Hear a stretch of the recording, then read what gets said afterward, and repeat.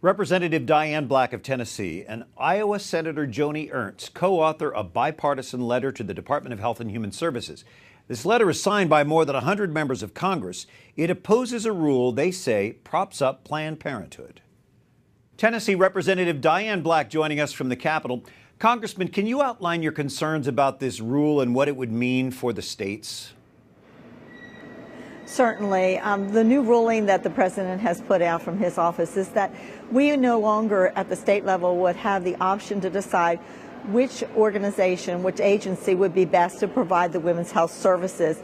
It would provide that we would have to consider Planned Parenthood. And for instance, in the state of Tennessee, we have those dollars going to our health departments and our federally qualified health departments to give them more comprehensive care. And that would be something that we couldn't decide. That would be taken away from us.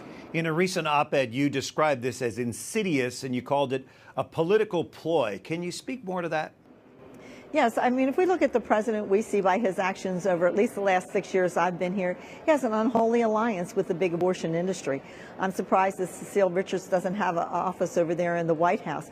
But we see that he wants to continue to protect the abortion industry, in particular Planned Parenthood, and he has now proposed a rule before he leaves here that would undo what many states have done, where they feel like their dollars are better used in other ways than Planned Parenthood for providing comprehensive women's health. How would you compare the relationship between this administration and Planned Parenthood with those of the past? Well, we see things that this president has done that there has never happened with another president. For one, he attended their big fundraiser. We have never seen a sitting president do that before. So in addition to this letter that you and Senator Ernst and others have sent, what else will you do? Well, first of all, we hope that he will hear a message from us that this is bicameral, bipartisan. We have over 100 co-sponsors on this, that this is something that's very concerning to us legislators. Because of the state's rights, we should have the right to determine where those dollars go to when they come to our state, where they can best be used.